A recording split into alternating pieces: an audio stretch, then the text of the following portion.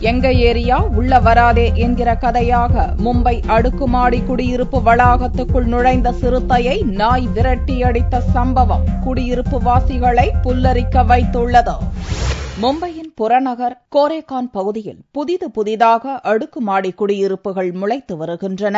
சஞ்சய் காந்தி உயிரியல் பூங்காவுக்கு மிக அருகிலுள்ள கோரேகான் பகுதியில் அமைந்துள்ள ஒரு அடுக்குமாடி குடியிருப்பு வளாகத்துக்குள் சிறுத்தை புலி ஒன்று நுழைந்தது. 168 குடும்பங்கள் வசிக்கும் அந்த குடியிருப்பு வளாகத்தில் சுற்றித் திரியும் ஒரு நாய் சிறுத்தையை பார்த்தது. உடனே அந்த நாய் சிறுத்தையை நோக்கி பாய்ந்தது. குரைத்தபடி சிறுத்தையை வளாகத்திலிருந்து துரத்தி அடித்தது.